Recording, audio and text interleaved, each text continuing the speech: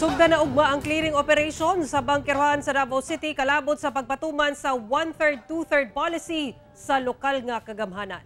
Atong sado ng detalye niini sa live report ni Jandy Esteban. Jandy.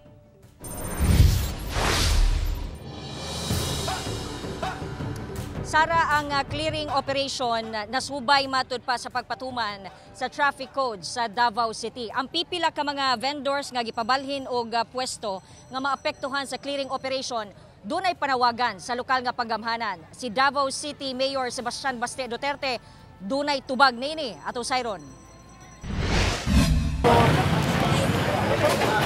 Gituyok sa mga personahe sa City Transport and Traffic Management Office, Ancillary Services Unit, kauban ang mga taga-barangay ang mga dalan sa Bangkerohan, Barangay 5A, Davao City, kaganihang buntag.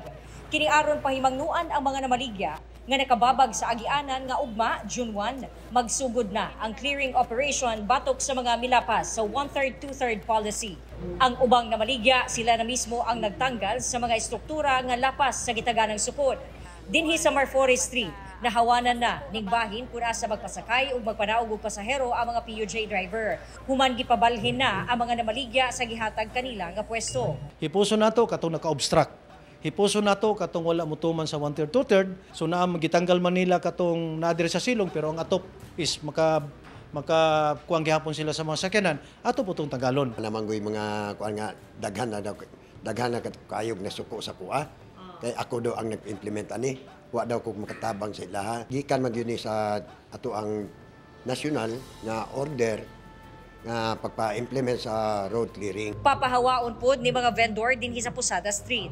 Kini Posada Street, ilado ni sila sa mga baligya nga mga kakanin, mga prutas o mga gulay.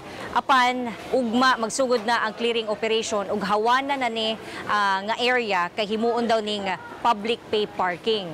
Ibalhin sila sa ilahang bagong pwesto didto sa Rasay Street. Pero dunay panawagan ang mga Posadas vendors. Kung pwede diri lang mi.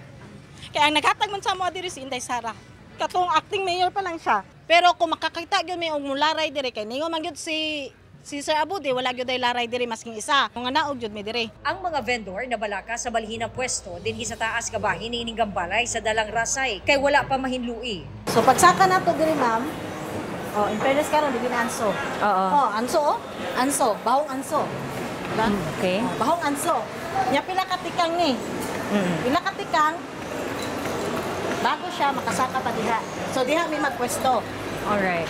Mo man ni ang numbering. Mo ni numbering ang Nya ugma na mo mobalin dire, pinya wa pa wala malimpyuhan. pa nalimpyuhan. Kunya no? Ang kanina. Iti sa kalapati na. Oh, nay nagalupad-lupad og kalapati. Kung diri mo balhin ang among tinda kakanin pagkaon. Kung saon na mo ni? Ang mga istano, nuan nagatok pangganin na sila kay tungod aning mabala ka gyud kay wala gyud mi diri halin, wala mi sige isuportang kapital, isuportang padung gyud mi mawala. Apan sa bahin sa CTTMO, wa nay hangyuay kay kinahanglan gyud daw ipatuman ang balaod. Wala po daw sila nagkulang sa pagpasabot sa mga vendor kay ikapila na matud pa sila gipulong kabahin niini. Mahitabo yun nga dili na lang ni ninggas kugon ning atong pagabuhaton.